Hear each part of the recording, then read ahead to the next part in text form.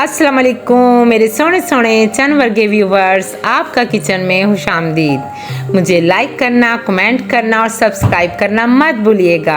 आज मैं आपके लिए कंडेंस मिल्क की रेसिपी लाई हूँ, जिसे आप अपने घर के हर मीठे में इस्तेमाल करके अपने मीठे का टेस्ट दोबारा कर सकते हैं। बिस्मिल्लाहिर्रहमानिर्रहीम। कंडेंस मिल्क बनाने के लिए 2 कप दूध, 1 कप चीनी चाहिए। अच्छा जी, सबसे पहले हमने एक कढ़ाई लेनी है, फिर अपना चूल्हा ऑन करना है और इसमें हमने सबसे पहले दूध ऐड करना है। दूध हमने इसमें 1/2 लीटर ऐड किया है और इसके बाद हमने इसमें चीनी ऐड करनी है। चीनी का मेन मकसद ही यही होता है कि चीनी जो है वो हमारे दूध को गाढ़ा करने के काम आती है। अच्छा जी, अब आपने अपने दूध को ना बॉयल आने देना है और जब बॉयल आता है ना दूध को, तो आपने कम से कम इसको 20 मिनट तक ऐसे ही पकने के लिए छोड़ देना है। और इसमें आपने चम्मच को भी हिलाते रहना है, क्योंकि आपने इसमें चीनी ऐड की होती है। तो अगर आप इसको चम्मच नहीं हिलाएंगे तो चीनी नीचे से लग जाएगी।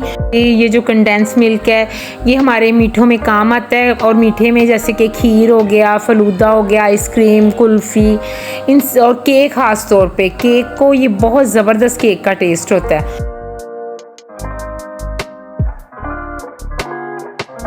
अच्छा जी, माशाल्लाह हमारे कंडेंस मिल्क को पकते हुए 25 मिनट हो गए हैं और देखें माशाल्लाह ज़बरदस्त तरीके से ये थिक होना शुरू हो गया है। और आपने इसको ज़्यादा थिक नहीं करना, क्योंकि अगर आप ज़्यादा थिक करेंगे तो ये जम जाएगा। इसको आपने थोड़ा सा लिक्विड फॉर्म में ही रखना है।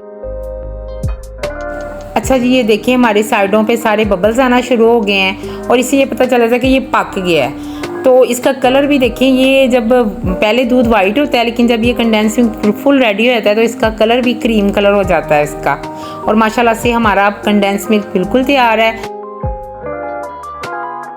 जी। पकने के बाद मैंने इसे 5 से 10 मिनट तक इसको ठंडा किया है और फिर मैंने इसको एयर टाइट जार में निकाल दिया है।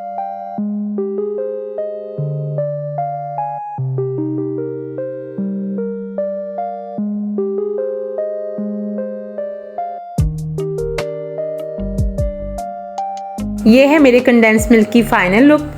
आपने मुझे फीडबैक ज़रूर देना है। अपना ख्याल रखिएगा। ओके, अल्लाह हाफिज़।